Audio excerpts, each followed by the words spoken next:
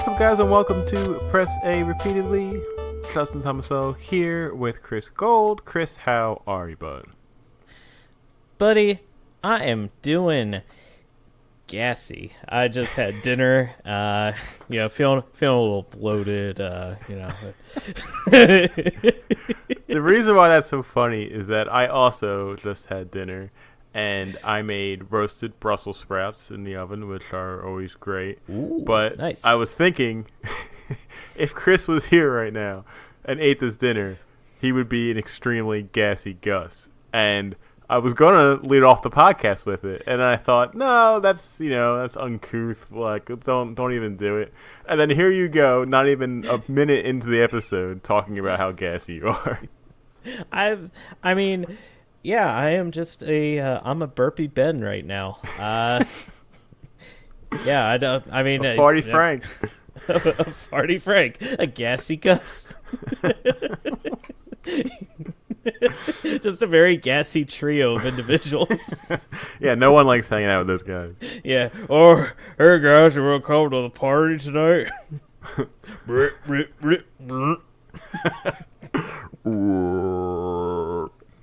You're right. You know, Justin, these are the types of jokes that you would get in a very low-budget, low-class comedy. Which leads us into our topic a little bit of video game movies for this week. Another fantastic segue. But yes, that's exactly what we're talking about. Yeah, I'm sure as many of you game fans have seen, at least by now, the Sonic the Hedgehog movie trailer was dropped a few days ago as we record this. We have Detective Pikachu is out next week. There's just a bunch more video game movies that are in the works, and of course so many that have come out over the past 20 years, and most, if not all, are pretty bad. So we're gonna just talk about them a bit, maybe discuss why Hollywood seems to struggle with a video game film adaptation, maybe some of our favorite worst video game movies, and maybe toss around some ideas of, if it is at all possible, how to make a good video game movie. Obviously, a lot of the movies that we're going to be talking about are, as Justin so eloquently put it, bad. Probably more accurate to call them piss poor. Yeah, I used the term abysmal flop in our show notes. Yeah, that's probably... That's standard for most video game movie adaptations. So we're going to dive into a little bit, see why most of those adaptations are so terrible. Why, based on early reviews, at least there might be hope with Detective Pikachu. And see where exactly we're going to be going, especially with regards to Sonic. So, yeah, we're going to get into a lot of that discussion going forward. I think it's going to be a really interesting conversation. But before then, Justin, I believe we've been playing some video games. So, let's say you and I discuss that a little bit, and I ask you, what are you playing? What are you playing? So, you never said, though, what you ate for dinner that made you so gassy. Let me see. We had peppers and eggs. We steamed up some broccoli in like one of those steamable bags. Oh man, this is the gassy delight. And to wrap up the gassy delight, we had some multi-grain toast to go with that.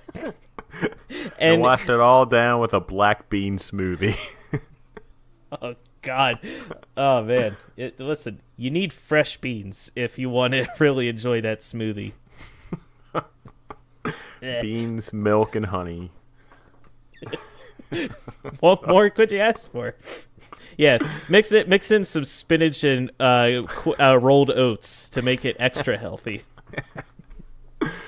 All right. Well, thanks for clearing that up.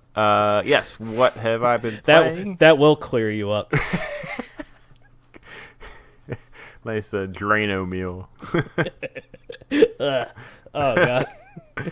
Ah. While you're talking, excuse me. All right. Yes, we are very mature here on Press It Repeatedly. Only the best. Yeah, video games. Yes. What was I playing? I played some more of Mechstermination Force, which I talked about last time on the show.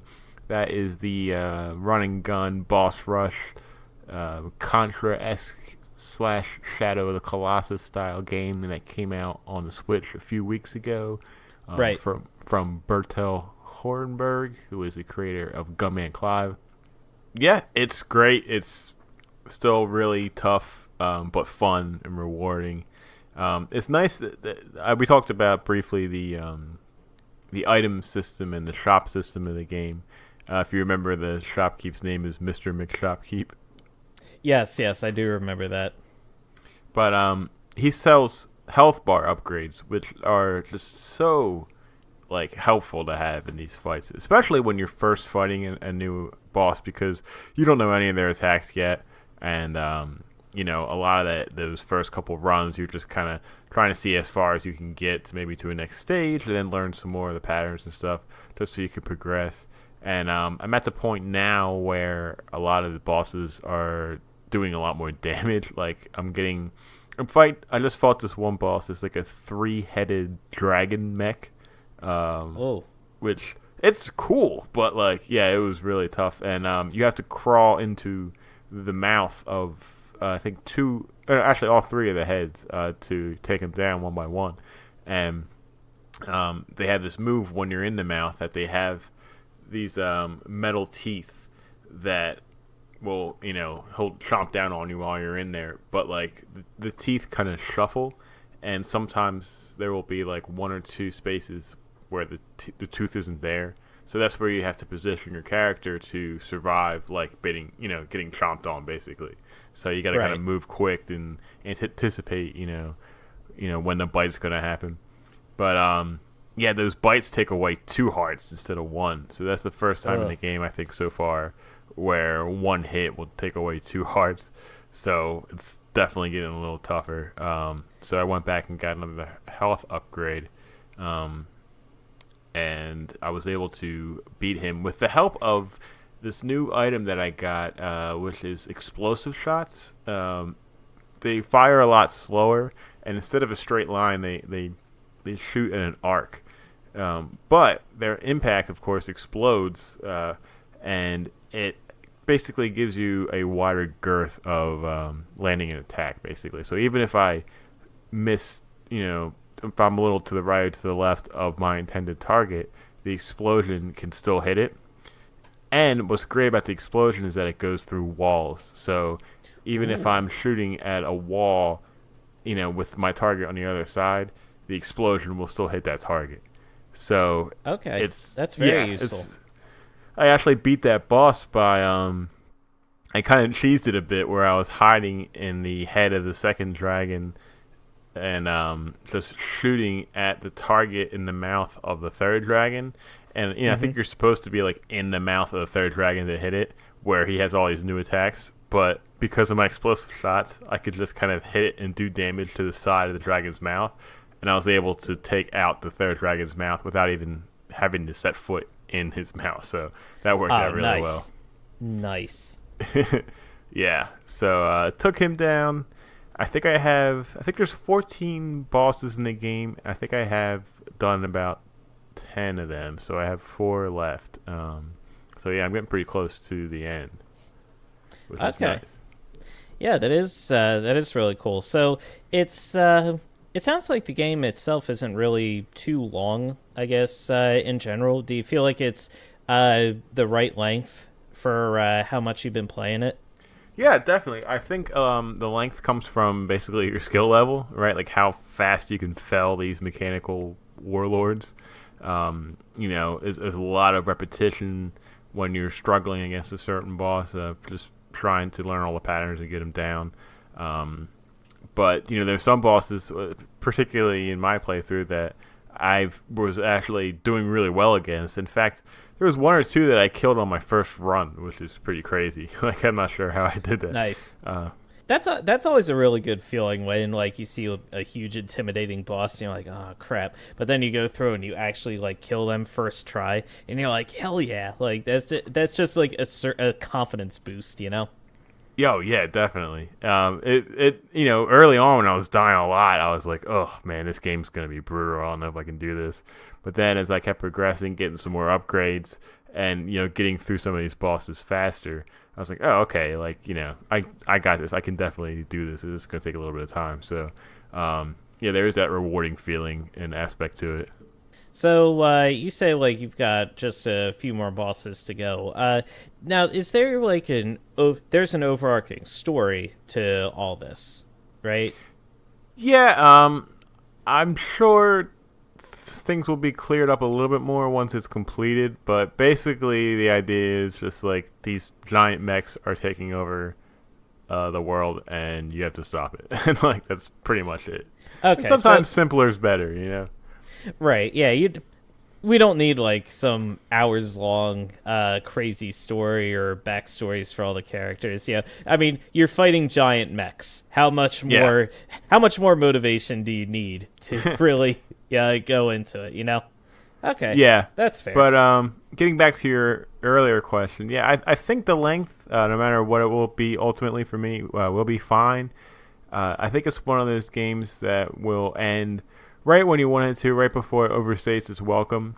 I'm noticing that a lot of the later bosses they're using the same attacks that some of the earlier bosses use. Maybe they're a little bit different or they're fired differently, but some of the attacks I've seen before in earlier fights, and I kind of already know how to avoid them.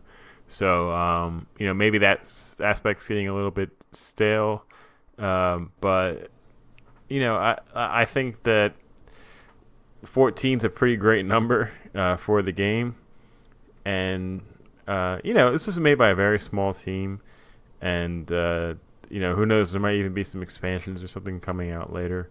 But I think the average playtime people are putting in is around 5 to 10 hours, and I think that's plenty enough for a game of that caliber. And it's only like $12, which is a really great deal. Oh yeah, that's perfect. Yeah.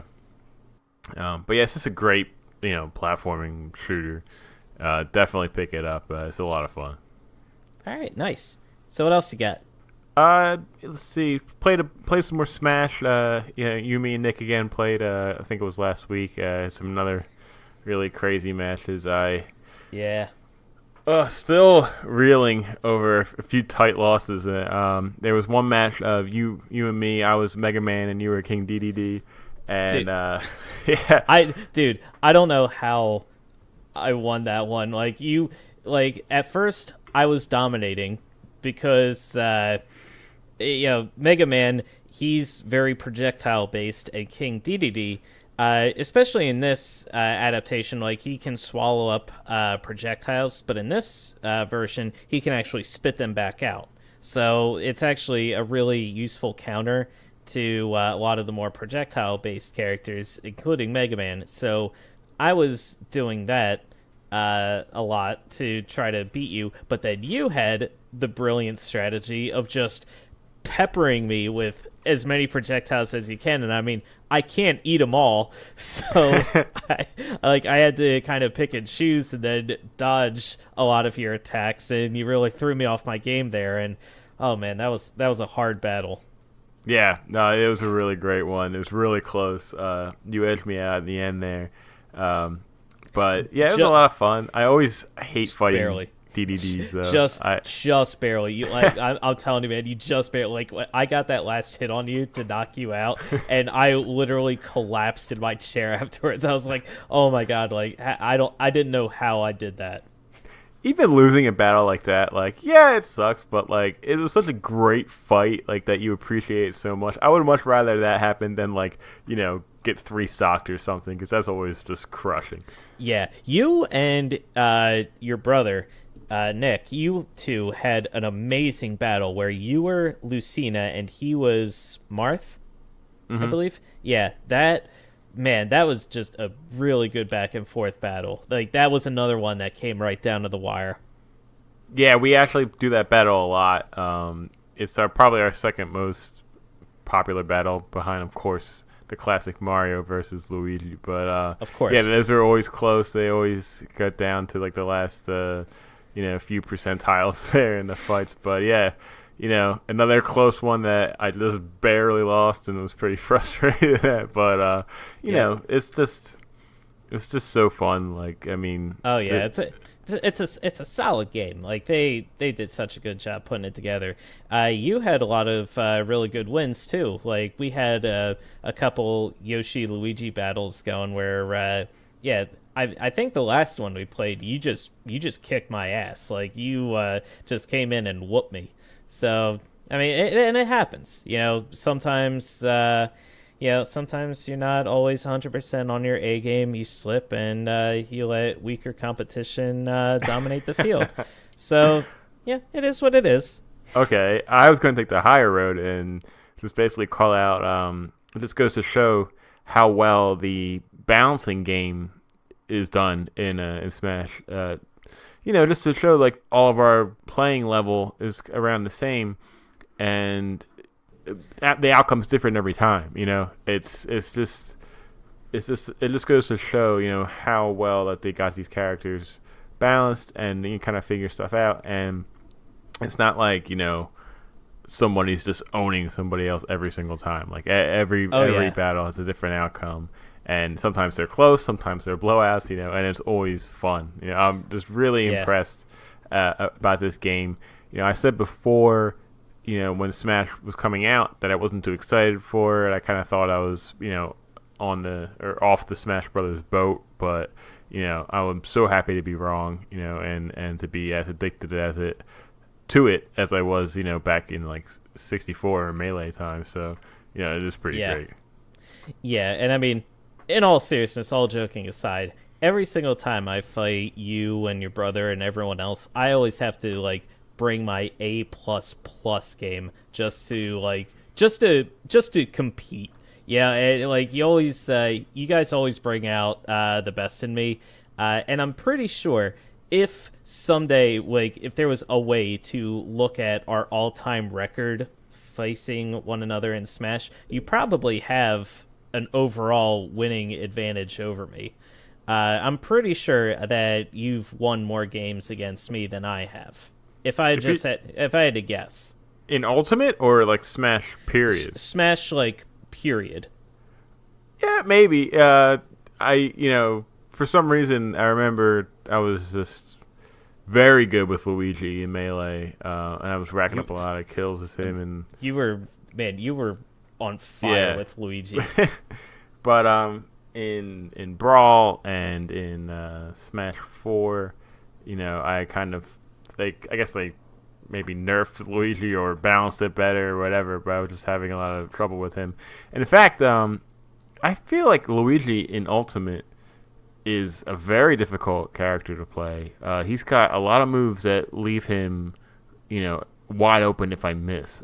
His Luigi Cyclone, his up and B, his Luigi Missile. Like, I have a lot of opportunities to basically, if I don't land a hit, be in a lot of trouble. So he's very high risk, high reward. Yeah, well, that's true. It's fun. He's fun to play as, of course, and it's a nice challenge, I guess, to try and be aware of that, to force myself to maybe do some other moves, to have some better timing when I do want to use those moves, and it's just a good strategy to kind of work on, and yeah, it's just a lot of fun. Yep, awesome. What else you got, big boy? Let's see. So I am super excited to talk about this. This game I've been waiting it for a long time to play. It just came out last week. I was away last week. I was on a little camping trip and I had some work stuff to do. So I was away from my Switch for 10 long days. That was tough. But Steamworld Quest came out. I believe it was on the 25th of April. I picked it up today and finally started playing it. And I gotta say, man, it is even better than I was expecting it to be so far. Really? Really? Because we've all had high expectations for that one. I know, especially you, your brother, me. Like, we all played Steamworld Dig 2, and we absolutely were like head over heels in love with that game. And this is the follow up in the franchise, so we had a lot of high hopes for it. So I'm really excited to hear that it's exceeded even your expectations.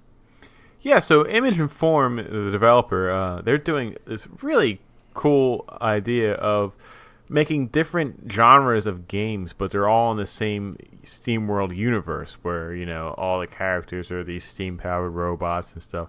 There's the two Steamworld Dig games. There is Steamworld Heist, which is a tactical RPG, and there is another Steamworld game that I actually can't remember the name off the top of my head. That's also different. And of course, we discussed Steamworld Quest, World of Gilgamesh or something is the subtitle. And that is a turn-based card RPG. And I gotta say, it is such a solid turn-based RPG that we're all big fans of that genre. And as soon as I started playing, I feel like, I just kind of melted right into it. Like, I felt like I was at home, playing like an old RPG from like the Super Nintendo or PS2 era. And the card-based system, which it sometimes turns off people, traditional RPG fans, when they hear that there's a card-based battle system involved. But it's implemented very well. It's easy to learn. There's a lot of layers to it, a lot of strategy that can be implemented, and it's just I thought it would take me some time to actually pick it up and kind of understand everything, but I'm only like an hour and 26 minutes into the game, and I feel like I got that whole system not mastered, but I understand how everything works and what I need to do to get my team stronger and better. And it's just a super addictive gameplay for me. And, I'm really looking forward to just getting back in there and start playing some more. Nice. Yeah, I want to give the game a chance just based off of the SteamWorld brand alone, but I mean, I'm on the record as saying, and Justin, I'm sure you're well aware of this, I am not a fan of card-based systems in RPGs. It doesn't really just have anything to do with like being a purist of how traditional RPGs are run. It's just that I've never really been a fan of the whole like card-based system, building a deck, stacking a deck, or your move has to be like the card that you pull out. That I don't know, like that system, it just has always been for me a little clunky. It's not something I've really been to. It's never been very accessible to me. But based on your review of the game and how much you're really enjoying it, and again, like, it's SteamWorld, like the developer is solid, the brand is solid. It's a game that I do want to give a shot. I don't want to let the whole card-based aspect turn me off of the game completely. Yeah, no, sure, I totally get that. Let me maybe explain a little bit about how the card-based system works in the game. So before every turn, there are 6 cards that are shown on the bottom of the screen. There's also a deck that's next to those 6 cards, and 2 cards that you can basically swap on every turn. So you can take any of those 6 cards you can take and basically swap it for another one from the deck, per turn. And each character, right now I have 3 people in my party. Each one of them gets to hold 8 cards. So that's 8, 16, 24 total, right? Okay. 8 for one guy, 8 for the one girl, and 8 for the other girl. And you can go into your deck menu and kind of change what cards that person is playing in battles, basically. So if you have, let's say one character has 2 standard attack cards, 2 magic cards, 2 defense cards, and 2 special cards or whatever. If you have extras, you can swap it out and make it like 8 special cards for them. So all that comes up for them is 8 special cards, or like 4 magic and 4 item. So you can basically customize that any way you see fit. And Okay. as you go along the game, you can find new cards. You can craft new cards, which is pretty cool. When you go to shops, if you collect materials, in the world or from battles that you can use to craft, new cards that you can't buy anywhere else. And the game does the interface is really great of explaining what each card does and letting you know how they work. So it's all very easy to digest, which was my probably my biggest fear going into the game was that it was going to be a little bit too complex. But so far, it's just very easy, and I really like how the strategy is displayed. There are when you play a standard attack or action card, basically like attack or defense or whatever, a meter fills up on top of you. It's your SP, which is Steam points, and some cards like your special move cards need a certain amount of Steam points in order to be able to be played. So on one turn, you get to play 3 of those 6 cards in your hand, and each action will give you 1 Steam point, basically. So like you can let's say I have a card in my hand that needs 2 Steam points to be activated. So I can select to play an attack card, a buff card. Each of those, when played, will give me a Steam point. So then on my third card, I'll use that 2-point special card, knowing that I'll have that 2 points ready after those first 2 cards are played. And so I set those 3 to be played, basically, and then you kind of watch it unfold. And, enemies work the same way. They have Steam points. They have their own cards. And, battles just kind of go from there. And it's really creative, simple to digest. And there's a lot of really cool combos and stuff that are in the game. Like, for example, if one character uses his cards all 3 times on one turn, so like, the cards are separated by color too. So there's red for one character, blue for another character, and green for another character. So let's say on your turn you play 3 green cards, which means that one character is going to attack or do something 3 times in a row. He gets a bonus. So he'll get a free 4th card at the end because it's considered a chain attack, and he'll get an extra bonus. Some cards will tell you that if they are played after a different character goes, then there'll be a teamwork aspect unlocked, basically. So if one character, if one card has the face of a different character on it, right? I have that other character attack first, and then play that card with the face, and this like a team link is activated, and we do more damage because you played them in that order. Okay. Yeah, that's pretty cool.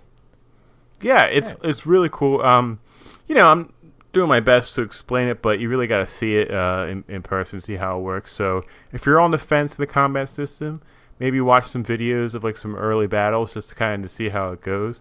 And I'm telling you, it's really fun, and the possibilities of different decks you can build, the different combos that you can use, are kind of endless, I guess, and really adds to the gameplay. All right, awesome. Yeah, it sounds it does sound pretty interesting. Like, I do like the ability to swap out the different cards on a whim and have a little more control over what moves you are going to be doing right away in the midst of battle. I like the chaining ability where you can do the team link sort of move that you're talking about.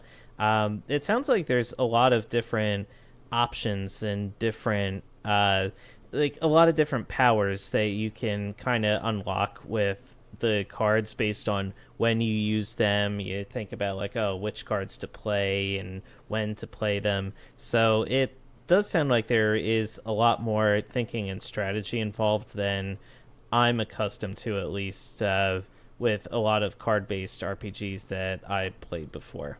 Yeah, I really like that you're not stuck having to use a card you really don't want to, because you have 6 cards to choose from. You pick 3, and even out of those 6, you can swap 2 of them. So really, you have basically up to 8 per turn to pick from and use. So it really kind of gives you some options there, which is great. There's also elemental aspects to the game, where some of the cards have, are tied to elements. Where, for the first boss fight, you're fighting this giant mushroom guy, and if you use some fire cards, the fire is effective against this guy and will do more damage. And, that makes sense. Mm-hmm. And there's options in the in-game battle menu where you can kind of investigate each player, see what they're weak to, see what status effects they have going on them right now. So it's all very good at telling you, the information you need to get through a battle successfully. And, the whole presentation is great. The graphics are really great. They're, just as good as Steamworld digs were. The environments are awesome. The sketches of the characters, like when you first get them, are awesome. Like, it's really great artwork. I like it a lot. The music's pretty great so far. The animation looks a little weird, kind of when they move around. It's a little bit too stiff for my liking, but I think you'll get used to that basically as the game goes on. There's the actual like lighting and stuff looks great, and there's this bloom effect that you can turn on or off in the options that kind of gives everything a little bit of a glow in the background, and it looks pretty cool, so I left it on. But you can change that if you want. It's very fancy. And yeah, definitely. And there's 3 difficulty levels that you can switch on the fly too. So if you are playing, on the medium difficulty and it's a little too hard, you can switch it up to the easier one and vice versa. So, yeah, plenty of options there, too, to get through the game. All right, nice. Yeah, it sounds like they've really done their homework here on, making a really solid experience. Yeah, I was just, my initial impressions, again, I'm only like an hour and a half in, but I was really impressed of how easily I was able to kind of sink into it and just kind of understand everything and get going. And just, how it feels like a really well-made turn-based RPG, which, we're all huge fans of. So, so far I am really happy with Steamworld Quest, and I'm looking forward to playing more. All right, awesome. All right, and that is it for me this week. So, going to flip that hat over to you, bud. What are you playing? All right, so haven't really been playing too much. Again, as you mentioned earlier, played some more Smash Ultimate. Had our matches, which we talked about earlier, playing online. I feel like I've kind of hit a brick wall on adventure mode. It's going through. I mean, not to spoil anything, but going through one stage, there's like you have to go through this one section where you have to unlock the different paths, and you have to kind of know some trivia to get through the board. Do you know the area I'm talking about? Like, have yeah. you? Okay. Oh yeah. Yeah. So I'm up to like the last part, and the trivia question that they're asking is, oh, this person created the Dark World in the Subspace Emissary, and he attacked, the Smash Bros. They're basically asking who was the main villain in the Subspace Emissary from Smash Brothers Brawl. And I was like, oh, spoilers for Smash Brothers Brawl Subspace Emissary. It's Taboo, that character that they created there. Right. And so I go into the Taboo Spirits fight, and it's a 4-star fight, so it's a legendary fight. And it's a stamina battle against Bayonetta, and every so often you take significant damage. And I'm like, okay. So I go into the battle, and I'm doing okay because, like, with the legendary, they're really, really hard. Like, their moves are faster. Oh, yeah. They hit a little harder. I swear, like, I'm to a point where I have, like, 80 hit points, and suddenly the thing will flash up. You took you suddenly have damage, so it'll whittle me down. At the exact same time, Bayonetta will have like her foot stomp move, where it'll come from like another dimension, it'll stomp me, and it'll kill me just like that. Like I've got like so much hit points, and it's just like beep beep, and then and I'm dead, and I'm like, all right, I think I'm done here. Because I've tried over and over again, like tried and tried and tried to go through it. It's to the point where it's so absurdly hard, but it's also required for me to get through this. And I'm like, I don't know if I can do this. Now, Elena, she had talked to me about, well, what if you try a character that isn't Yoshi for this fight? And I said, no, that's absurd. Like let's not be ridiculous here. Yeah, if I can't do it with Yoshi, then I can't do it at all, right? Just keep telling yourself that. She agrees with me. So you're not gonna try it with Donkey Kong? Not with Donkey Kong, no. Never with Donkey Kong. If I was going to try it with a different, stronger character, I would try it with DDD, who I am actually pretty good with, but I don't know. I'm just worried. Yeah, I don't know. I'll look into it. I'll do more research, but I'm not feeling overly confident, and I'm also not feeling overly motivated because I've just been playing this adventure mode now for so long. Yeah. Right now I'm at a point where I'm just like, like I can keep going and playing through it, but I don't really want to anymore. I just want to like move on. So what I've been doing instead is I've just been going into classic mode, and I've just been using each character one by one, even the characters that I don't ordinarily main, like Samus and Bowser, Link. Link was especially hard to do with classic mode because as much as I love the Zelda franchise in general, I am horrible with Link in Smash. He has always been a terrible character to use in Smash Brothers, and Ultimate is no exception. So that was rough. I got through classic mode with him, but it was not easy.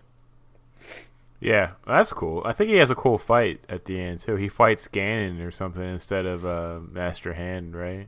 Yeah, he does. And also, that fight is so frustrating because to fight Ganon, you have to hit his tail. It's similar to the fight against Ganon in Ocarina of Time. Again, spoilers for a 20-year-old game. But you fight Ganon and you have to hit his tail. It's literally his only weak point. The problem is getting to his tail to actually hit it, because he's like every time you try to jump over him to get to his tail, he'll like turn right around and face you again. So getting to his tail is very, very difficult. And I tried doing the thing where you can like roll between his legs, and that's not easy to pull off either. So yeah, you have to fight Ganon with Link and with Zelda, and I managed to do it with both of them, but it was not easy. Ganon kicked my ass both times, and it was particularly frustrating with Zelda because I'm pretty good with Zelda. I breezed through all those levels leading up to Ganon, but Ganon like killed Zelda like 3 different times as I was trying to kill him, man. And I'm like, oh god, like my intensity level was really high, especially for Zelda. When I got to Ganon, by the time I finished, it was down to like maybe 5.5 or something, and I was like, oh god, like yeah, I don't know why, but for some reason I still haven't touched classic mode at all. And the adventure mode, I'm pretty deep in, but I think you're right. Like after you unlock everybody in the game, I don't know. It starts to kind of feel like, this is dragging on a little bit. Yeah, it starts to drag. And, I mean, each time I've been going through classic mode, as soon as I finish one character's path, I'll jump out and it'll be like, oh, a challenger approaches. So I'm like, okay, perfect. So I've just been unlocking a bunch of characters using classic mode. I finally got Palutena, so I'm very happy about that. I don't. You got everybody? You still missing some? I don't know. I might be missing like maybe one or two, not including the DLC characters. Yeah. So I'm almost there. I've almost got everybody. So I just need a little more time, a little more effort, but I'm getting there. But yeah, I mean, you talked about it earlier. The game's a blast to play. Not much more to say in that regard. Yep. Cool. All right. The next game I played, which I guess officially is the last game that I played, Justin, I took the rare step of listening to you, and yeah, I know. I'm shocked too. But you recommended that I pick up and play Wandersong because you thought it would be up my alley. So I picked up and I've played Wandersong, and Justin, this game is so up my alley. This game, I knew it. I knew you well for a reason. I mean, you sure do. You got it on Switch? I got it on Switch. Yeah, I've been playing it a lot. It's just so silly. It's just such a fun, silly game. Like, yeah, I mean, you're this bard character. Like, you kind of look like Robin Hood almost. You've got like an old timey like cloak on. You've got the hat with the little feather in it, and nobody else in the world is dressed the way you are. Which is just great. I love the little sachet dance that you can do as you're doing, and he's got this big dopey grin on his face as he's doing it. Yeah. I realized like I can do it like you mentioned before when you talked about it in your playthrough, you can do it all the time during cutscenes as you're walking. I've literally just been like dancing everywhere I go, and it's just funny because he's just so. Your main character, who I've named Vilb. I named mine Glow, Gloe. Yeah, I didn't know. I was just randomly picking letters. I didn't know how long the name could be, so it's like Vilb, and they were like, "Oh, your name is Vilb," and I was like, "Sure, okay." So, Vilb. He's just so very optimistic and happy and cheerful. And it is funny too, like you mentioned, like during the darker, more serious moments, he gets like this sad look on his face, or he gets concerned, and he's just like dancing like. That's my favorite part of the game. The dancing, singing, whatever, moving, just like with this like sad, like concerned look on his face is just hilarious. And you can literally do any of those things all the time. You can sing, you can dance, and it happens literally all the time. I love the different characters who will react to your singing. They're like, okay, all right, that's enough. Yeah. A lot of people will just tell you to stop. Yeah.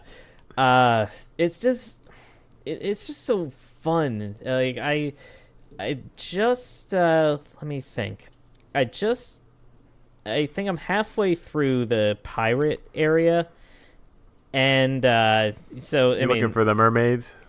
I found the mermaids. So okay. Yeah, but I think I just learned the song for the who's it whatchamacallit, and I have to go to wherever their cave is or wherever their shrine is, and I have to sing the song so I can learn part of the Earth song that will help me save the world, which, for those of you keeping score at home, is the plot of the game.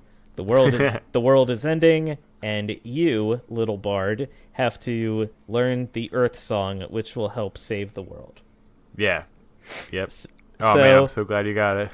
it's it's just so like goofy and silly. It's not a particularly challenging game. There aren't really any enemies to defeat, with one exception. There was that one evil pirate guy who he wasn't so much evil as he was a bit of an asshole. Oh yeah. And it's funny because like my brain just kind of like connected the dots. And if you're planning on picking up the game, it's this is spoilers for how to beat him, so if you want to skip, go right ahead. But earlier in that mission, like you drink the coffee, like you described before, Justin. You drink the coffee, and your bard like freaks out. He starts singing Yeah. all over the place. He starts singing. People are flying. You can like move around and jump all over, and you're just causing mayhem all over the pirate ship. And then the next morning, you wake up, and the coffee bartender, who's the barista, is like, "Yo, you freaked out last night, and you can never, ever have coffee again." And you're like, okay, yeah, that's fair. But then, like, the evil pirate, captures your entire crew. It's like, "Oh, you found the mermaid's tear? I want to take it because it's valuable and whatever." And I'm like, okay. And the barista, he's like, "Hey, listen, I've got something behind my bar that could help in this situation. Go get it." So it's like, okay.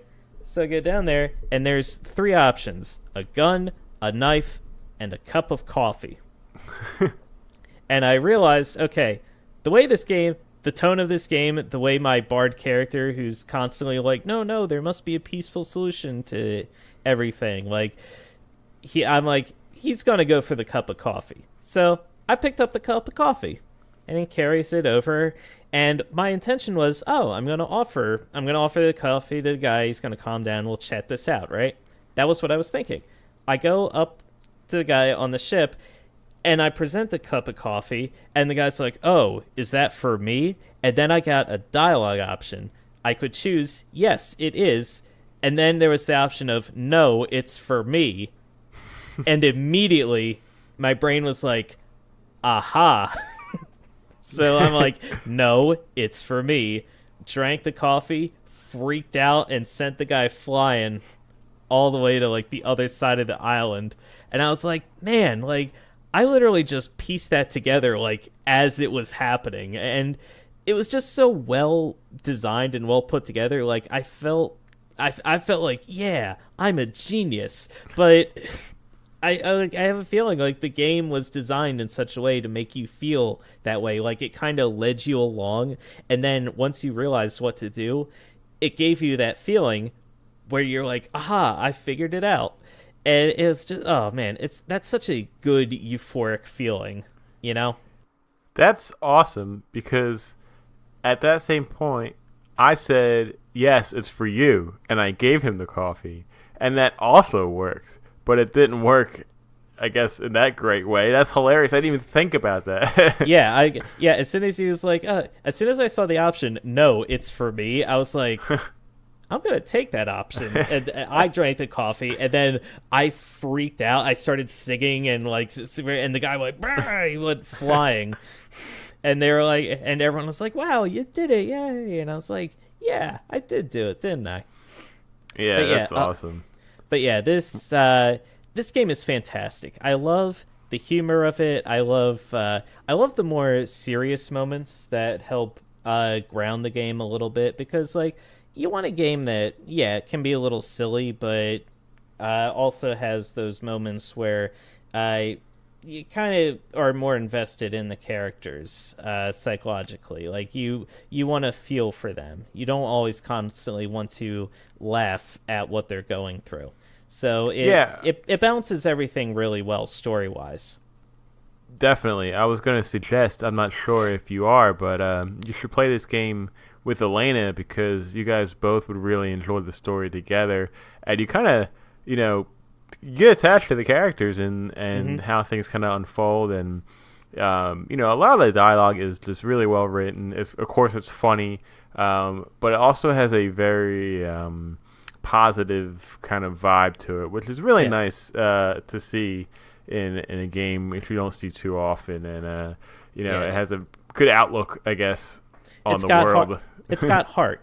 Yeah, Yeah, the game has definitely. heart. It's a wholesome game. It's a fun game. Yeah, I really don't have anything really too negative to say about it. Like, the game is definitely a little bit on the easier side. I mean, there is a bit of a challenge in terms of figuring out where to go and what to do, but it's not so tough. But I'm still having a blast with the game. I can't wait to pick it up and play some more. It's fantastic. Definitely. The platforming does get a little bit more difficult as you go along. And some of that is tied in with just how it works and kind of some slight maybe control issues that can get in the way. But it's nothing impossible to get around. And Yeah. how you kind of move platforms around and stuff is really creative, and I think you'll enjoy that later in the game. Yeah, no, definitely. I've already come across different platforming elements where you have to like sing to turn cranks, which I don't know how that works, but in the game's environment, I'm just like, yeah, I'll let it slide. You can sing to do anything in this game. That's not an exaggeration. Literally anything. But Yeah. I love it. Wander Song. Go pick it up. Go play it. It is fantastic. All right. Exquisite. And that's all I've been really playing. But Justin, I also had a visit this week with a dear beloved family member. That is right, Chris. You are not off the hook yet. There is still time for the indie arcade. Indie arcade. If you remember from the last episode, Chris had a opportunity to select his own fate. He picked a random number of 12 games listed from a list I have from a dedicated viewer of just really terrible games to play. He went with number 9. Number 9 turned out to be Granny. Chris, how was your time visiting Granny?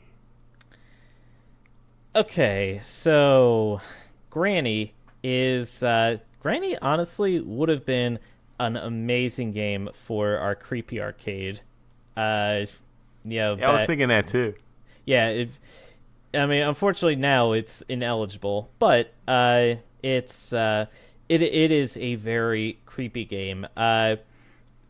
Just based on, I know when you presented the game last week, we looked at a lot of the textures and a lot of the character models, and we were like, oh, this is like really low res. Like, this is really crappy looking. In terms of like the technical aspects of the game, like the visuals, a lot of the sound, I guess the quality of it, is really, really rough. Where the game makes up for that is in terms of its actual creepy factor, the way all of those aspects of the game, like the technical aspects, are kind of worked together.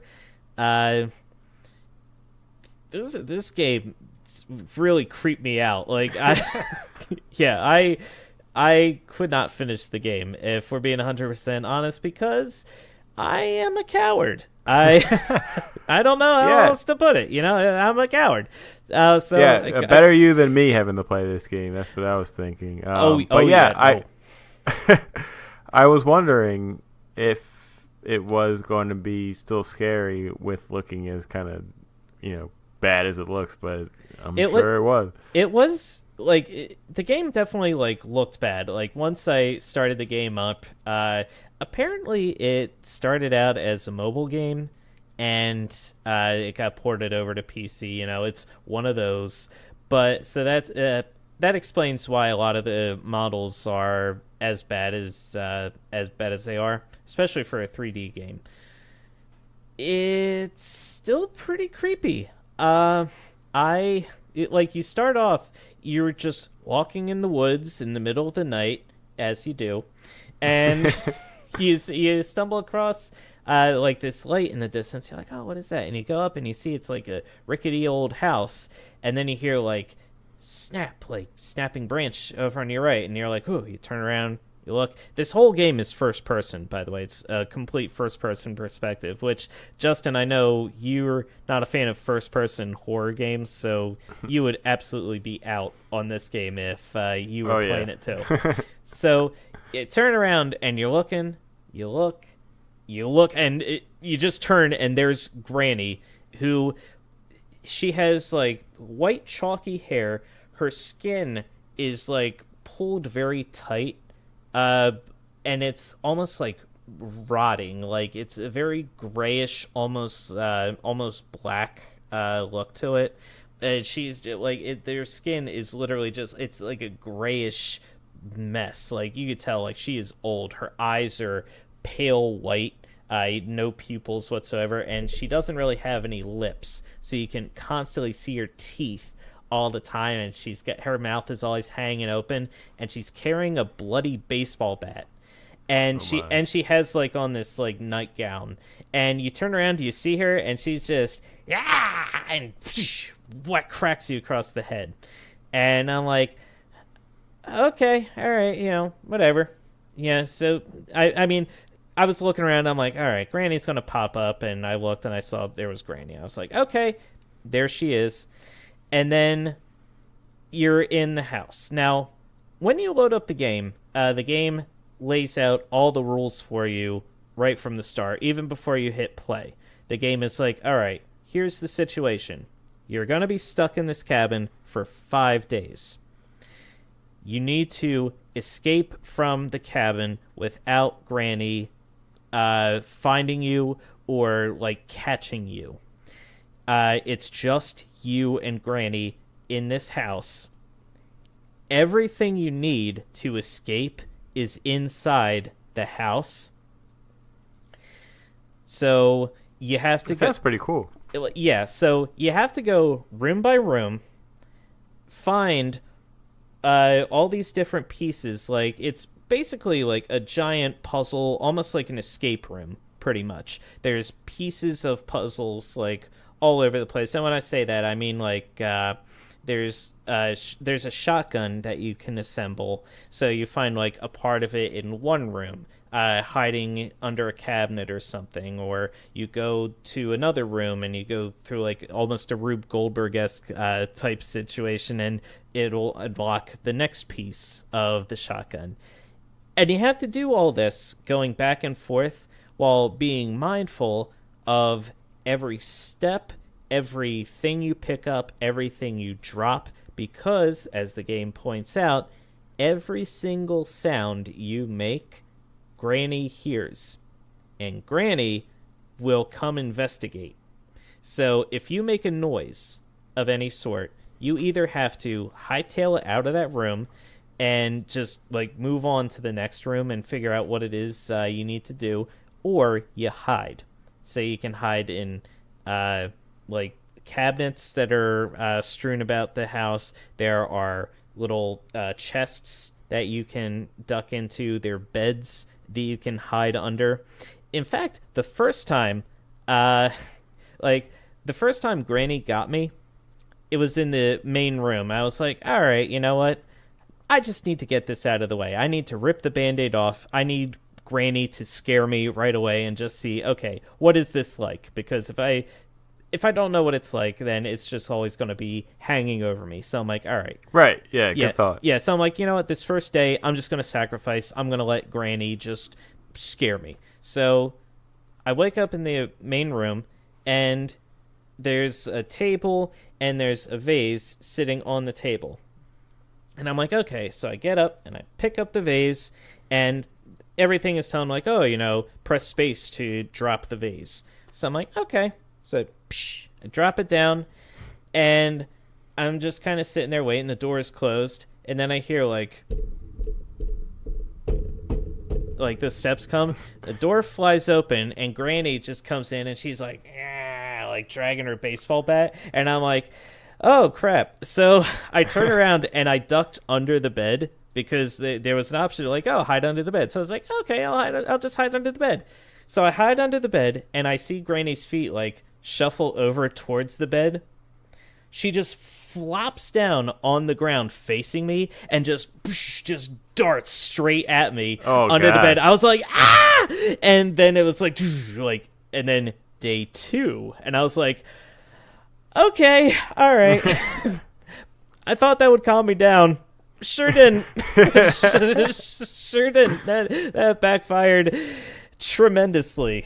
So I was like, okay, great, cool. So I've got that to deal with, which is great. So, I mean, like, oh man, I can't tell you how apprehensive this whole experience made me, Justin. It's like, I was like, okay, I can open the door, and literally everything, like, I would open the door and I'd hear like the door would creak. I'd be like, shit. And I'd run into like the little cabinet that's in the bedroom, and I'd hide it. Like, I'd close the door, and Granny would come into the room, and she'd like look around, and then she would be like, "Are we playing hide and seek?" Oh, she talks? Yeah, and she's like, and she walks out, and I'm like, oh, God, man. Yeah, like, I'm not a fan of you, Granny. Have you seen my glasses? Have you seen them? They're on your head, Granny. It's like, oh, yeah. Oh, Chris, do you want to come watch Murder, She Wrote? No, please.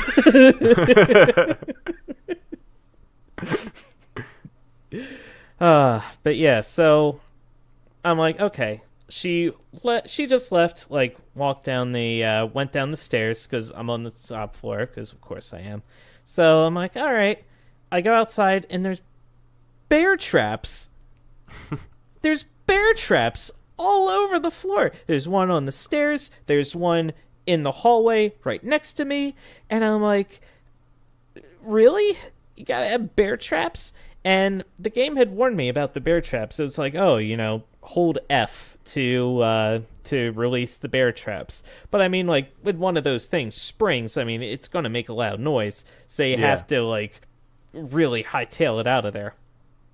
So I was like, okay. So I ducked into the bathroom next to try to see what there was. And there was blood all over this bathroom. And I'm like, oh, I'm not feeling any of this. And as I go in, of course, the door squeaks. I'm sorry, the floor squeaks. And I'm like, uh-oh, I gotta hide. I started panicking. I'm like, no, don't panic. And it was making me panic even more. And then, and then she comes into the room. I'm like, shit. And she just, boom, clocks me in the head with a baseball bat again. And I'm like, oh, God damn it. Like, I'm not good at this. So, yeah, this, ultimately, yeah, I couldn't finish the game. It was too scary.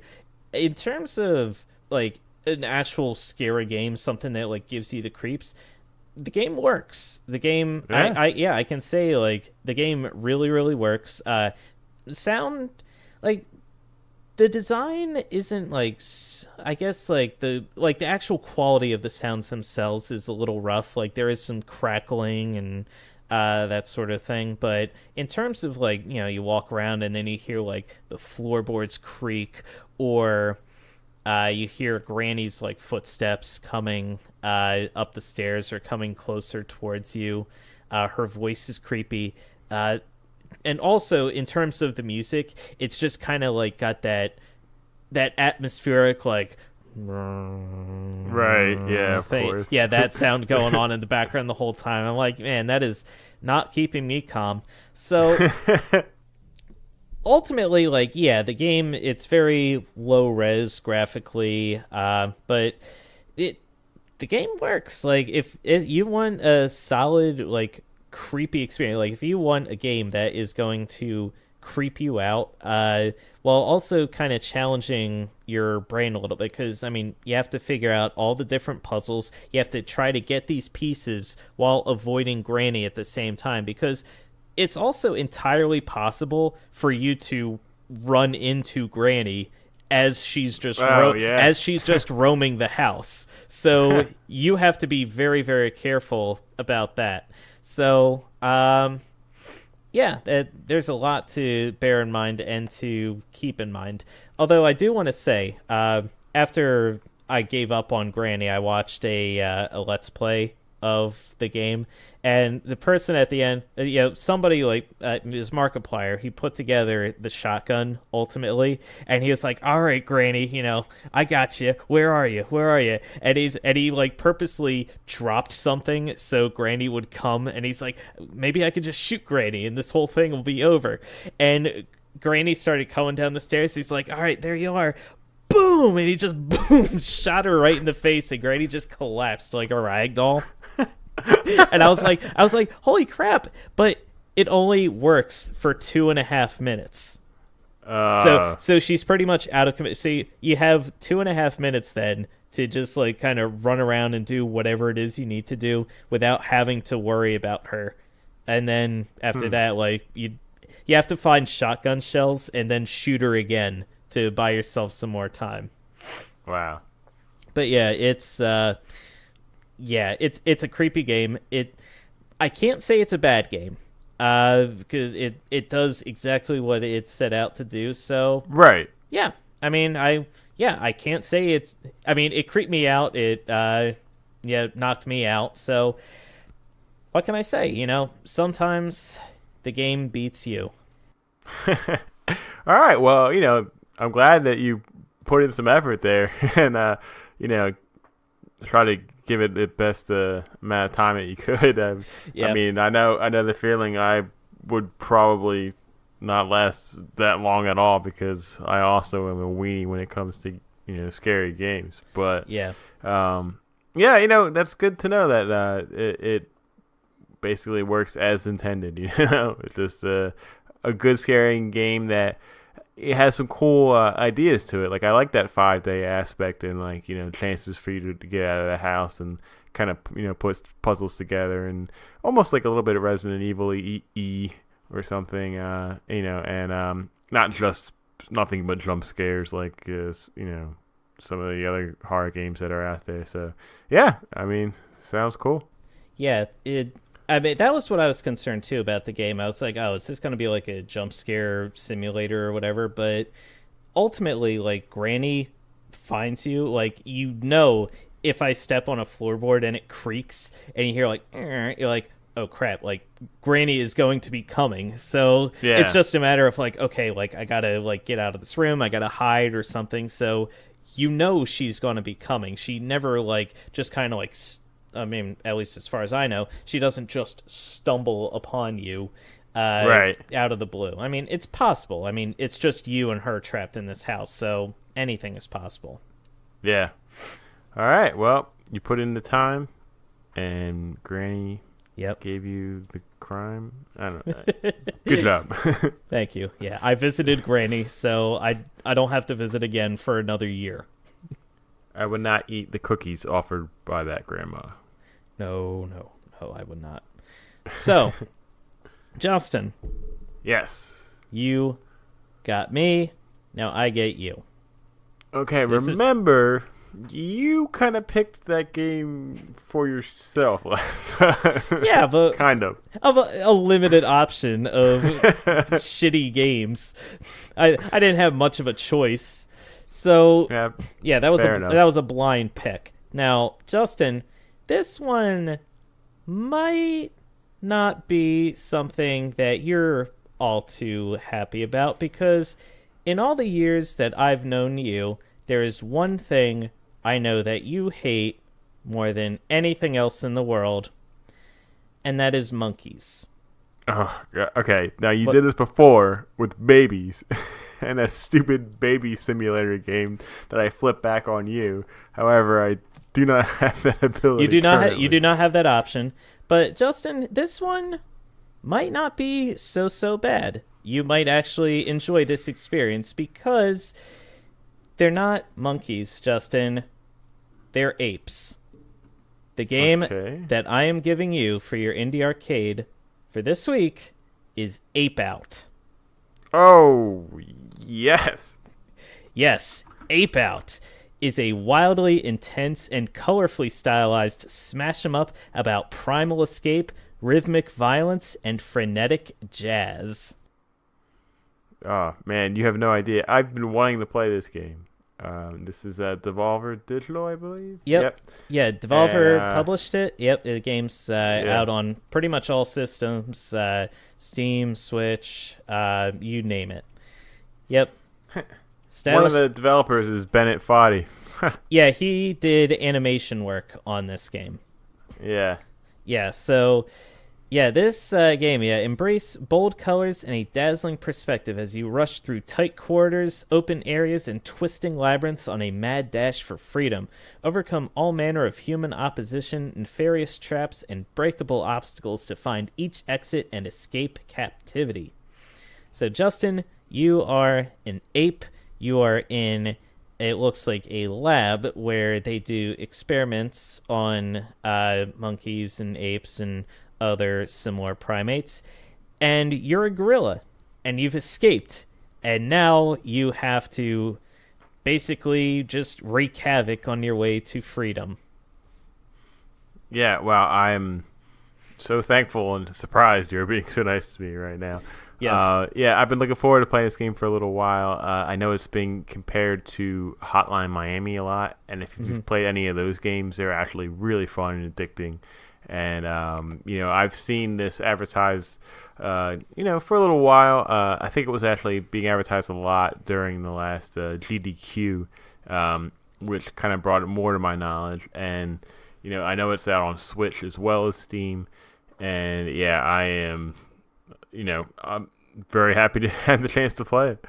Yeah, the game just looks really, really awesome. I love the visual design. It looks like the actual designs are pretty basic. Like the colors are very bright, but there isn't a lot of detail to the character models or the buildings themselves. Like it's very very stylish. I don't know really a better way to put it, but it just looks really cool. It's from a top-down perspective. So this is a game that I've really that I've kind of wanted to play too. It's similar to Wandersong, where I had been interested in it, and I was like, you know what, Justin, I'll let you be the guinea pig to see how the game actually is. So you know what, I'm gonna do it again. I'm gonna give you the game and see what it is you have to say about it. I think you're doing this to secure a really good game for yourself next episode. Justin, why would you ever? I'm hurt. I'm hurt that you would question my intentions, my kindness. How could you? To give me that look. Well, whether you meant to or not, it is very appreciated, and I'm excited to play it and to talk about it next episode. Yep. I can't wait to hear everything you've got to say. All right. With that being said, we are going to take a quick break, and when we come back, we will dive into our discussion on video game movies. Ha cha cha cha cha.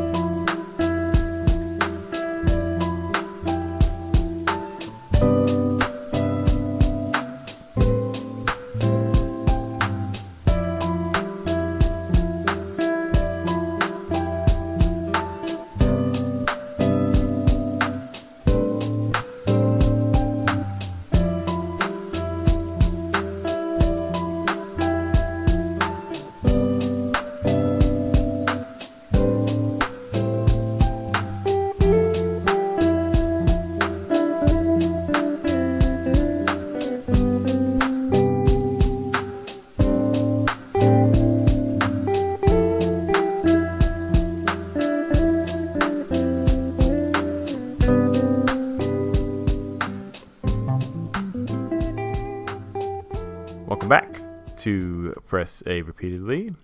Justin Thomaso here with Chris Gold. And Chris, it is time for us to discuss video games to go to Hollywood. All right. I'm just imagining like a giant like limousine pulling up to like some big fancy studio, like the red carpet rolled out, and like Mario and Master Chief step out, and Crash Bandicoot, and they've all got like dark shades. Everyone's like freaking out. Yeah, in reality, they would have eggs thrown at them. Yeah, because video game movies suck, Justin. They're terrible. They sure do, Chris.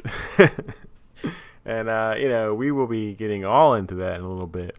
But let's keep things recent. Let's start with a recent development that I guess kind of fueled the idea for this episode. As we said earlier in the pod, last week the first trailer for the upcoming Sonic the Hedgehog movie was unveiled. It is a live-action Sonic the Hedgehog movie. You got Jim Carrey playing Dr. Robotnik. Ben Schwartz from Parks and Rec is the voice of Sonic. And there is some other guy in movie for some reason. Now, the movie features more than two actors, Justin. Yeah. I guess the gist is Sonic comes to Earth. I remember at one point in the trailer he says he has to help save the planet or something. Does that assume he's an alien? Yeah, he specifically says, I have to save your planet. Your planet. So it's not his planet. So we have to assume that Sonic the Hedgehog is an alien in this adaptation, which is probably number 12 on my list of problems that I have with this concept so far. Yeah.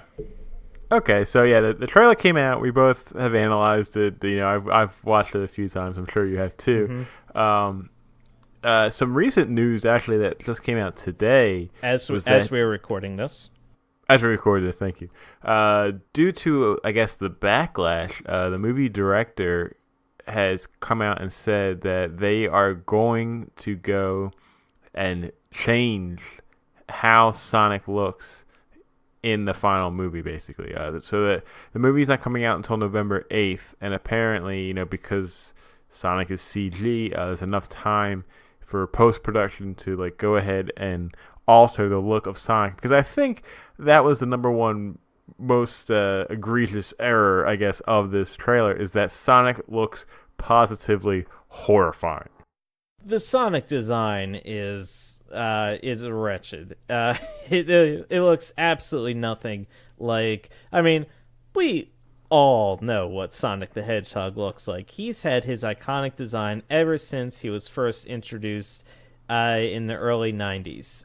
He really hasn't changed or had too many major updates since then. Maybe he's gotten a little taller, maybe he's gotten a little thinner, but all in all, it's still the same basic mental image we all have of Sonic the Hedgehog, and this movie design does not adhere to any of those standards at all. I think someone pointed out on Twitter, and it was pretty accurate, that if you covered up, like, if you had the one screenshot where Sonic is like has all those missiles pointed at him and he's like looking at his watch, if you cover up his head, it looks like the rest of the body looks like it's some guy wearing a Sonic the Hedgehog costume from like Spirit Halloween. And I was like, they're not wrong. They're not wrong about that. It's like he's proportionally off. His face is just all wrong. Like his nose is too tiny. He has two eyes, Justin. He has two separate, distinct eyes, which is just wildly wrong about Sonic. They're way too small. They're way too small. So he's got all this like extra space, like a gigantic forehead almost, where the rest of his eyes normally are in the original design. But yeah, you're right. He's super tall. He's got weird arms and legs. I could accept all of that, Justin. I could accept all of that if he didn't have human teeth. Very nice, flat human teeth. Sonic has better teeth than I do. They're good teeth. Like, in terms of tooth quality, like, they're good teeth. But you shouldn't have teeth. Now, I will say, having said all of that, yes, the design is terrible. It is just not the Sonic and the Sonic and Hedgehog, the Sonic the Hedgehog that we've grown up to know and love.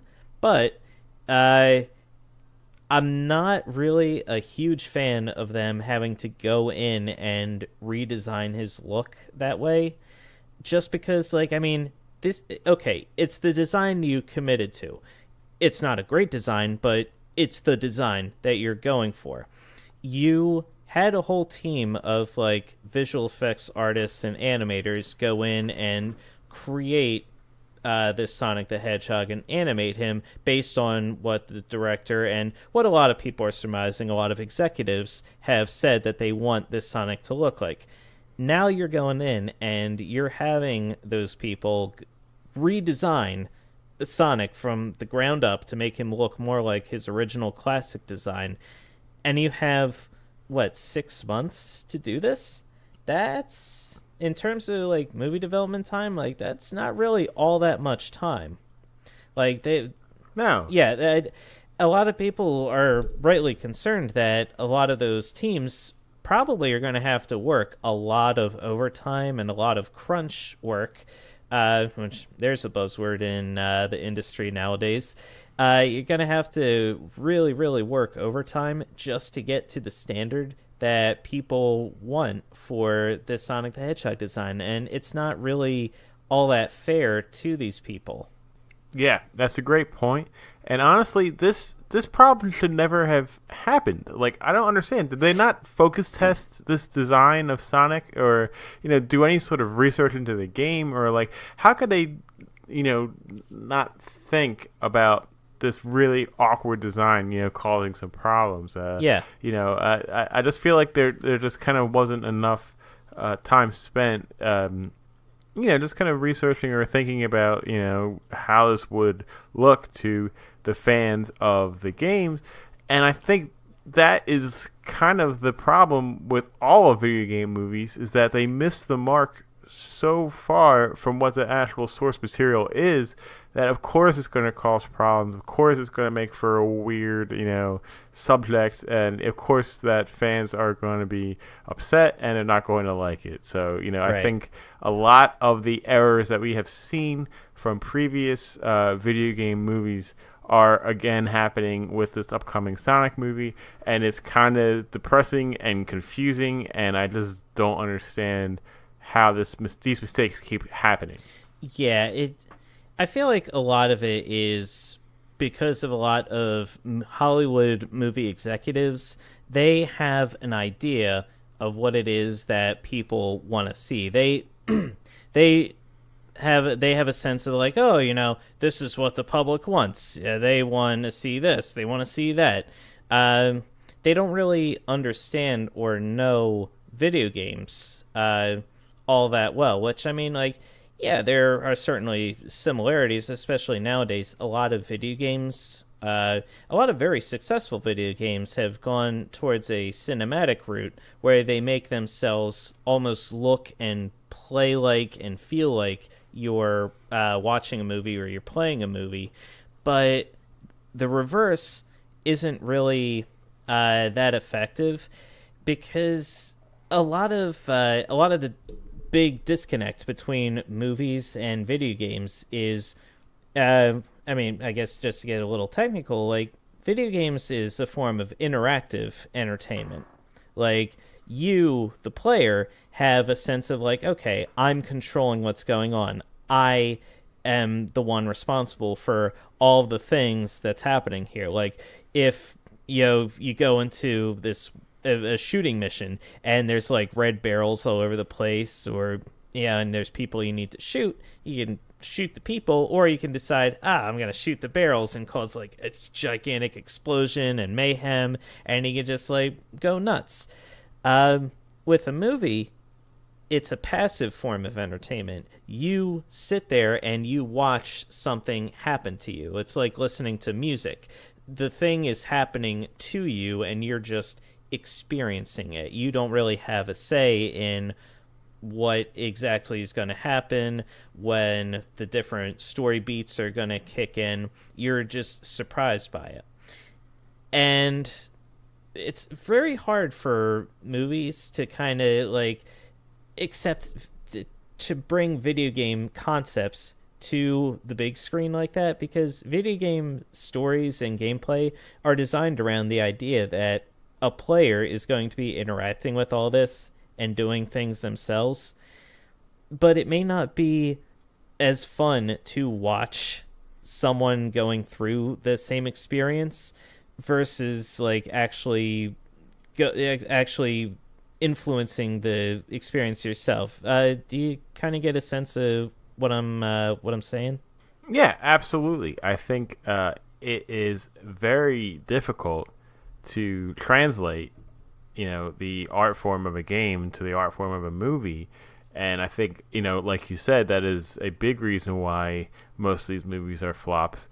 And, just the movie industry just doesn't seem to care because they think there is this potential. There are large fan bases tied to these games. And they think that there is some way to kind of bridge that gap and make a product that will please everybody. But we've yet to see it. And there have been a lot of attempts. I mean, I have a list here of all the video game movies that have ever been created. I started off trying to just name them off the top of my head, and I got about like maybe 9 or 10. I thought I was doing pretty good. Then I brought up this list, and like I'm surprised. A lot of these I didn't even know existed, and that's just like ones that were released in America. You got movies that were released in Japan, China. You have animated movies, which are separate as well. So there's definitely a lot of stuff out there. And, when we were thinking of this topic for the episode, I kind of sent out a call. I was asking people, what are some of your favorite worst video game movies? And I got some responses like from Lewis. He responded to my Twitter ad, and he said basically, I think my least favorite one I've seen is the Prince of Persia movie. I can't even remember what happened in that movie. It was so bland. My favorite bad video game movie ever is probably the Mortal Kombat movie. Those are solid picks. Yeah, definitely. We got Matt, who mentioned ranking video game movies is like ranking shits. Some are better than others, but they're still shit at the end of the day. And you know what? He's not wrong. He's not wrong. He's 100% correct in his assessment. I mean, a video game movie might not be as shitty as other video game movies, but ultimately, most cases they are still shitty. And I recall those messages because I responded with one movie that is legendarily so bad it's good. And that, of course, is the original Street Fighter movie that came out in the early 90s, starring, Raul Julia, who pretty much saved the movie all by himself by playing M. Bison. It was the very last role he ever played, and it's funny because the story of him like taking the role and playing it as well as he did, he was dying from cancer at the time, and he knew it. But he said like I think his grandchild was a huge fan of the Street Fighter games, so he did it because he didn't really understand any of the concept about video games, but he's like, my grandkid likes them, so if I take this job, they'll be happy. So it's like, wow, that's pretty cool. So yeah, he literally did it all for his grandkid, which is really, really cool. So that's cool. Yeah, Jean-Claude Van Damme was coked out of his mind while doing that movie. That only just recently came out, which I mean explains a lot. It explains a lot about what happened in that movie. That movie is just a cluster.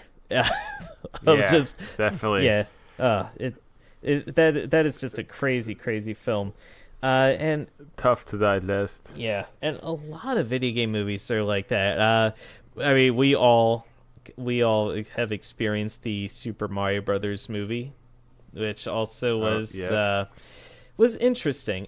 That's the thing too. A lot of these movies, they try to make the video games realistic in some way. Like, oh, we'll make it live action. We'll try to incorporate real elements into like the real world, and it very rarely, if ever, works.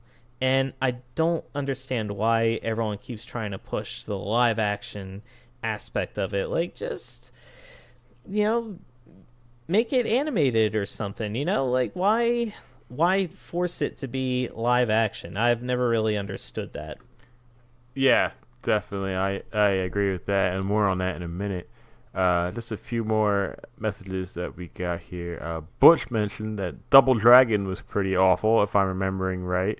I don't even remember a Double Dragon movie, so yeah, that must have been pretty damn terrible. I think Nostalgia Critic may have done a review of the Double Dragon movie, which is the only reason I am aware of the movie existing. If I remember right, at one point in the Double Dragon movie, in the background of one scene, there is an arcade cabinet that has the Double Dragon game in it. And he was like, wait a minute. Inception. Yeah, he was like, wait a minute. What the hell is this? It'd be like if you saw a shot of like Frodo like leaning up against a tree reading the Lord of the Rings book. He's like, it doesn't make sense. Oh, man. Let's see. Matt continued and said, for me, it's an emotion-driven choice. I love the Assassin's Creed franchise, and the movie was as joyless as possible. Also, Double Dragon, Super Mario Bros., and the second Mortal Kombat all sucked. All correct again. I mean, Matt's batting 1,000 there. He's not wrong about any of that. Yeah, real quick, for the list that I have here from Wikipedia of video game movies, you can sort by their worldwide box office, gross, and also by the Rotten Tomatoes famous tomatometer. The tomato meter, the tomatometer. However you say it. I have no idea. Now, I don't know how accurate this is due to inflation over the years and stuff, but right now, the highest grossing video game movie with $428 million was the Rampage movie that came out last year that had Dwayne "The Rock" Johnson in it. You remember that? I had completely forgotten that movie existed until you mentioned it just now. And I was like, yeah.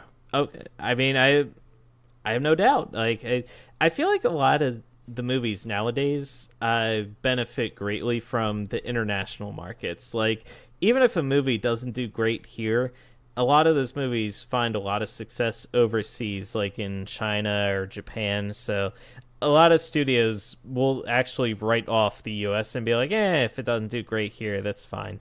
But that's a great point. Yeah, so yeah, that doesn't surprise me all that much, I guess.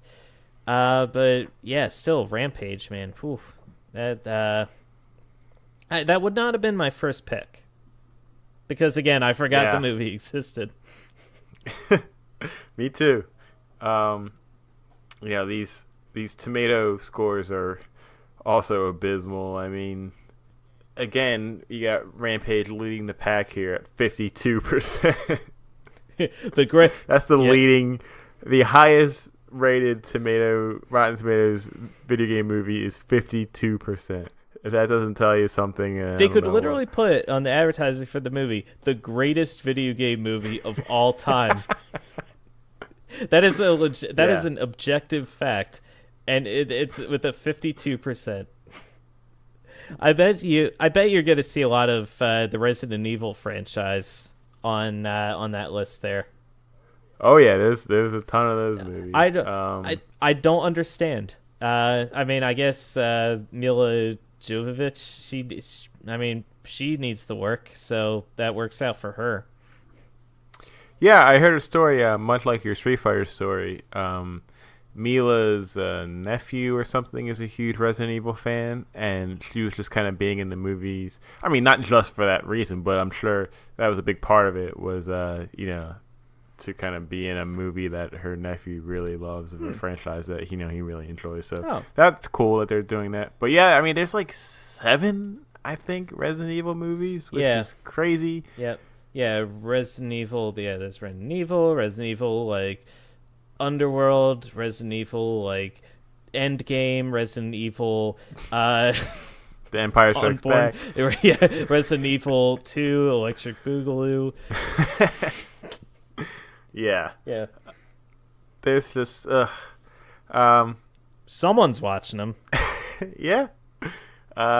Getting back to the Super Mario Brothers movie, according to this list, it was, I guess, the first video game movie. Came out in like '94. I actually remember when that came out and when it was in theaters.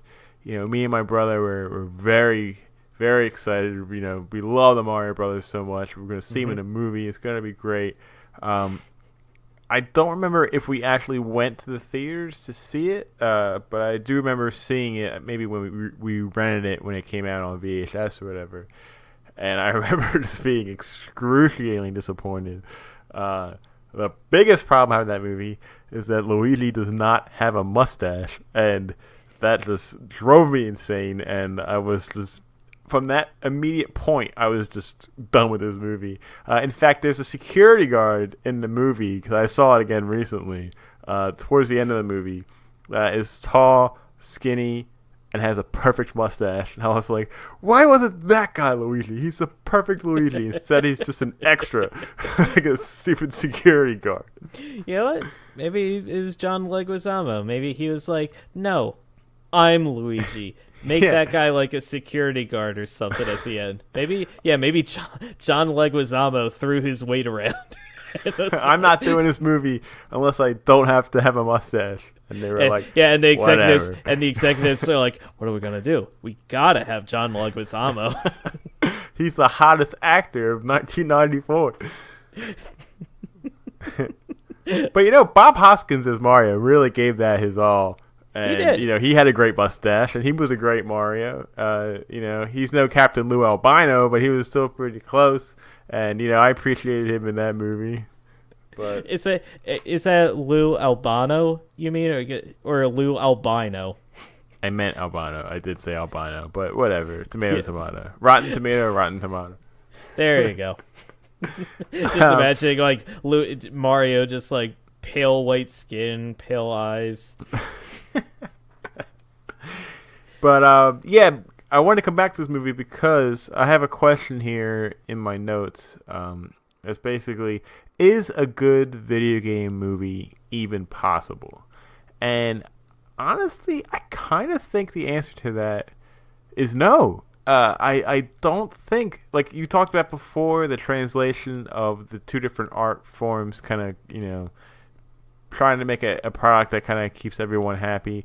I don't think that is something that can be really achieved. Well, it depends, honestly, more on the franchise that is being shown off. Like, if you think of the Super Mario Brothers movie, that movie is terrible. It's just a bad story. A lot of weird stuff is happening. It's not like the source material at all. It's bad. But if you think about it, how could you even make a good Super Mario Brothers movie? I mean, the characters don't talk. The story is just the princess is kidnapped. Go get her back. Aside from Mario and Luigi and maybe a few Toads, there's really no other humans. It's all just enemies that are in your way to get to Bowser's castle. The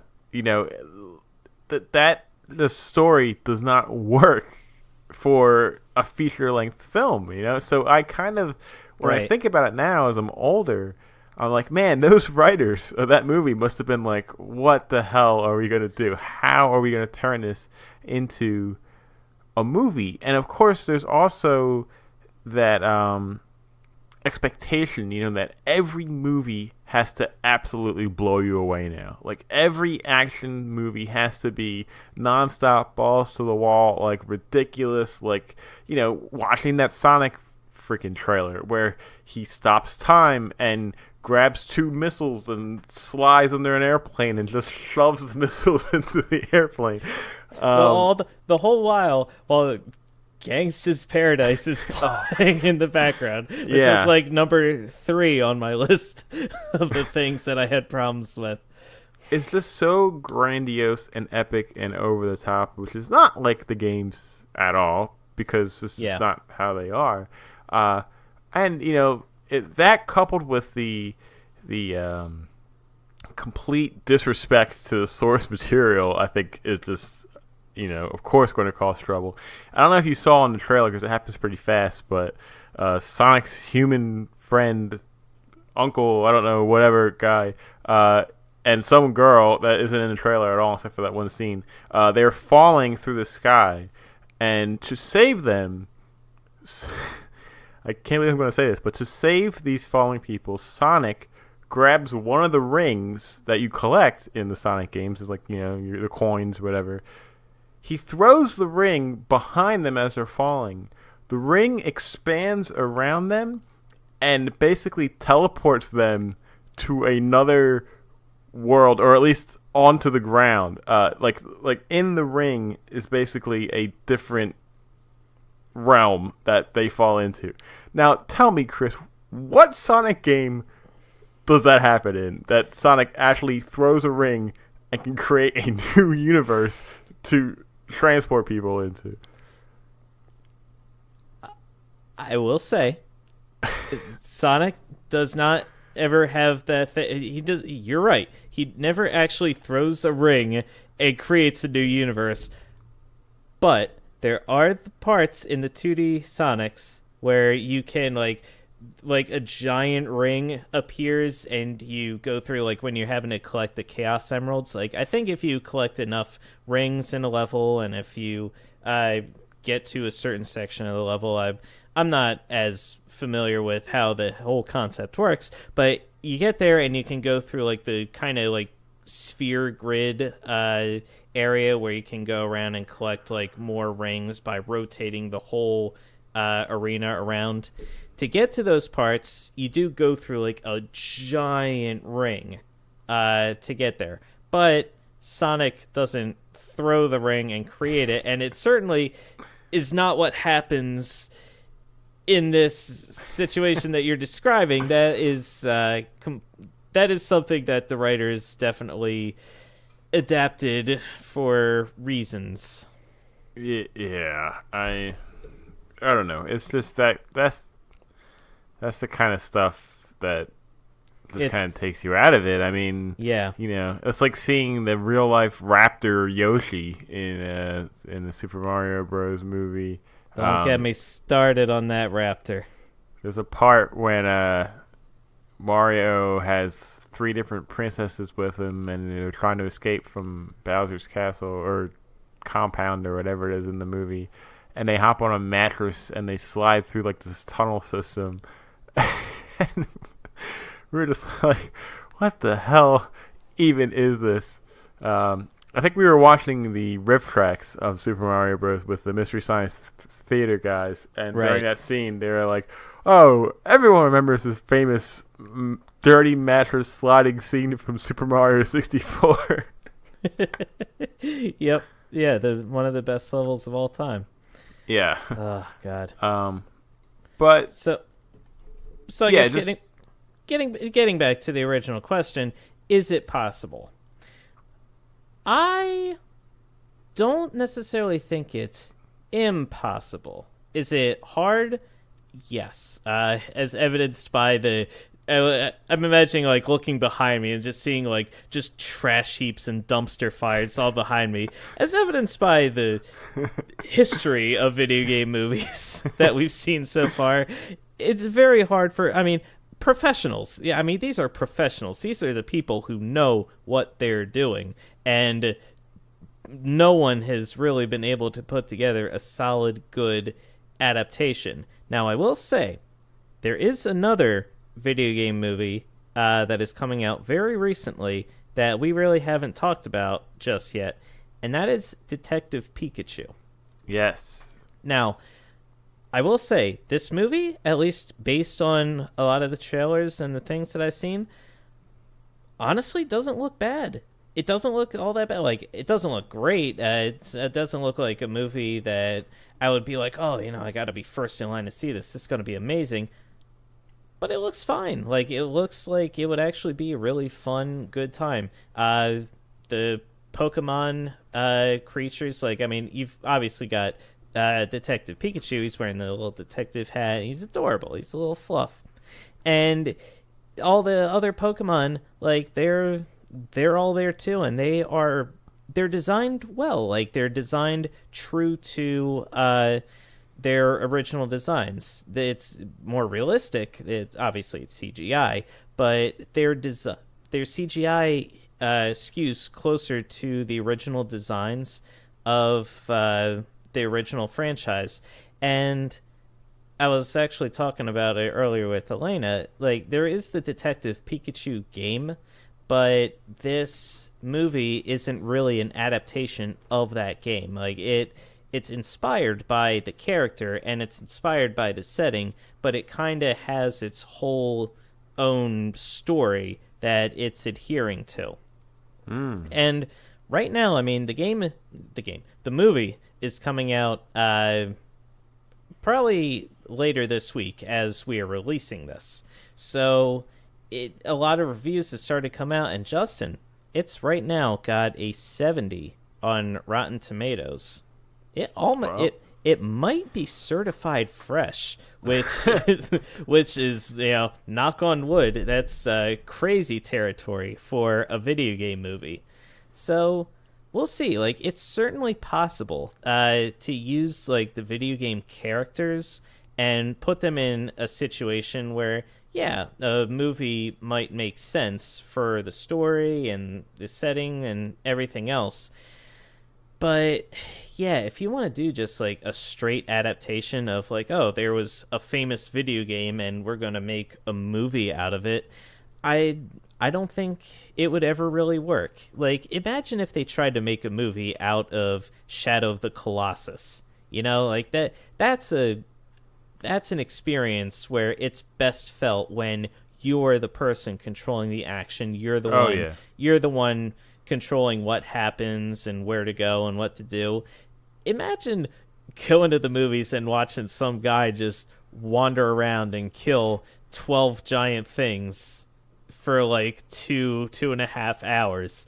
I'd strangle myself. Like, it would be so dull. Like, there's just some concepts that don't work in movies. And I don't know, like, I want to say, like, it's still a fledgling industry, but video games have been around for a while now, and I feel like if they haven't figured it out by now, they're probably not going to figure it out. It looks like movies like Detective Pikachu probably would be more the exception rather than the norm going forward. Yeah, that's a great point. I was thinking that if for a video game movie to have the best chance, I think it would need to be based on a franchise that typically has a very well written story in it. So I think something like The Last of Us would make a fantastic movie, because, like you said earlier, it kind of already is a movie. The gameplay, I mean, it's built in a very It's delivered in a very cinematic way. The acting is phenomenal. The dialogue is great. The writing is great. So adapting that into a film, I think, that's a no-brainer. Like, I feel like that's something that could definitely do well. Maybe even Metal Gear. I haven't really played them too much, but I know that there are. I know it's a bizarre story, but there is a story, and it's over a lot of games. I think that has some potential. the classic joke about the Metal Gear Solid games is they already are movies. Yeah, well, I mean, that's I mean, they're pretty. It's pretty much like, oh, it's a 10-hour game, but it's only got like maybe an hour and a half of actual gameplay. yeah. That's the joke. I don't know if that like actually legit is true, but it could be for what I know about those series. I think if Metroid was in the right hands, it could be a very good movie. The main that's reason for that being is that Metroid itself was inspired by a movie, Alien, and we'll just make a really great sci-fi story. You got a lot of great enemies. Samus is a tough as nails, badass hero. Oh yeah. But again, it's hard to hand that over to somebody. You know what I mean? Yeah. And after the flop of the Super Mario Brothers movie, Nintendo became very, very careful with their IPs, and we haven't seen much from them outside of video games. There really haven't been a lot of shows or movies or anything. It's slowly starting to come back. There is another Mario movie in the works. It's going to be an animated movie. By the Illumination people, right? Yeah, it's a good team. I still don't know how that's going to go. I don't have high hopes for it because, again, I think just the Mario franchise is just it's too difficult to transform into a movie. We'll see what happens. I know that there's a Minecraft movie also in the works. Yeah, I don't know if we mentioned earlier, but the divide of animated video game movies versus live action video game movies, the animated ones actually do pretty well because it works more with the source material. There are no restrictions. You can still get your character models correct and your enemies correct and your landscapes and environments correct with relative ease. Along with the CGI effects and everything. So, a lot of the animated movies do turn out to be a better source for the video games. So we'll see how they go. But there's a live action Monster Hunter movie in the works. Maybe that will be okay. It all depends on just the story and who's working on it. But at this point, really, we can only wait and see. As much as I don't like it, I don't think my solution is to stop making video game movies. I don't think that's going to happen. No. Hollywood is just kind of, especially now with all the Marvel superhero stuff, like they're going to make movies out of everything with a big fan base, and video games are only getting bigger. So no matter how many bad ones come out, they're going to keep coming. So I guess buckle up in for the long haul. I mean, to that point though, for a long time, superhero movies were considered like absolute dumpster fires. Like there had never really been a good superhero movie adaptation until the Spider-Man movie in like 2002, or even the X-Men movie, I think, that came out before then. Like up until then, like superhero movies were considered extremely campy and really, really stupid because like all the effects there were no good special effects that could translate what happened on the comic page to what happened on the big screen until they tightened up what CGI was capable of doing. And now, I mean, heck, superhero movies are huge business. Like any superhero movie comes out is like almost $1 billion franchise now at this point.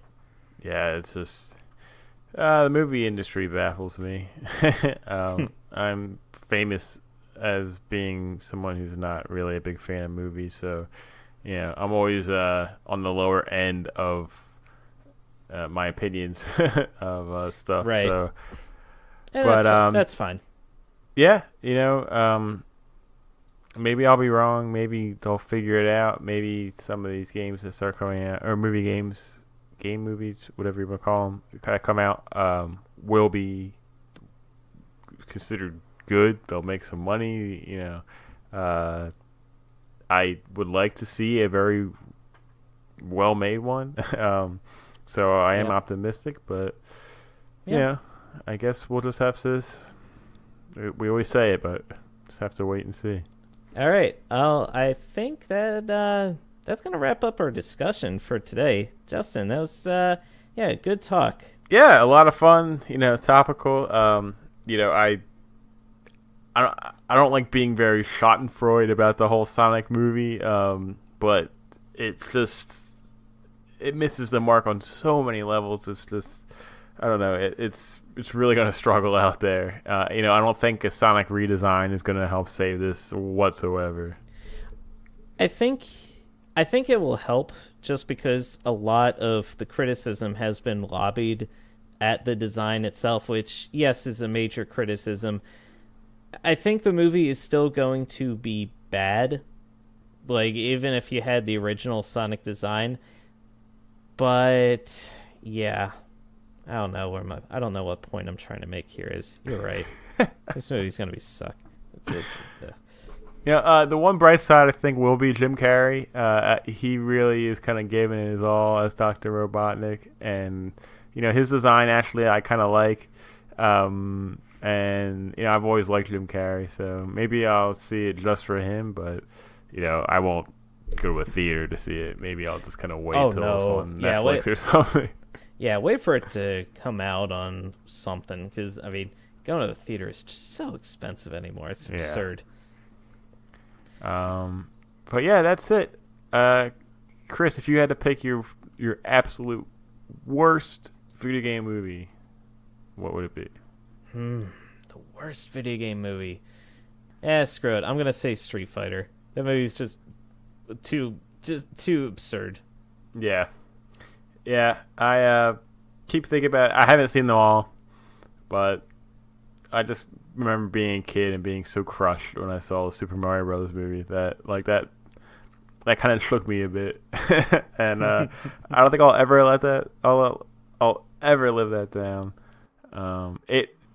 Maybe in a weird way it's good because it sticks in my mind for the rest of my life. Not as a good movie, but it's probably one of the most disappointing things of media I've ever experienced. But it's still up there. Just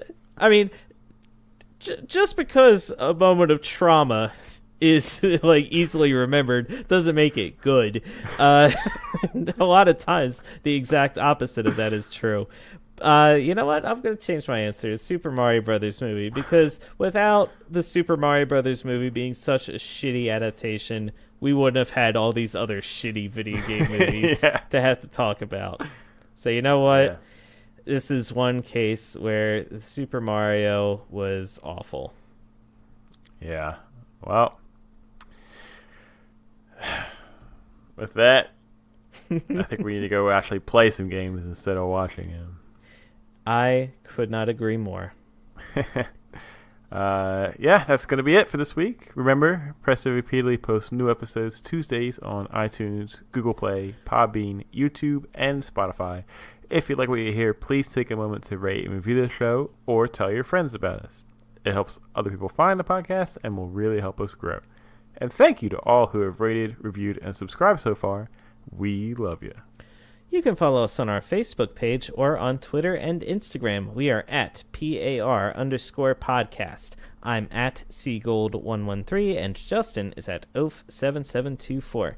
You can email us any questions or comments at parpodcast@gmail.com. That's parpodcast@gmail.com. And don't forget to check us out on our website, pressarepeatedly.com. And that's all for this week. Chris and Justin signing off. And remember, to defeat an evil pirate by drinking too much coffee, press A repeatedly.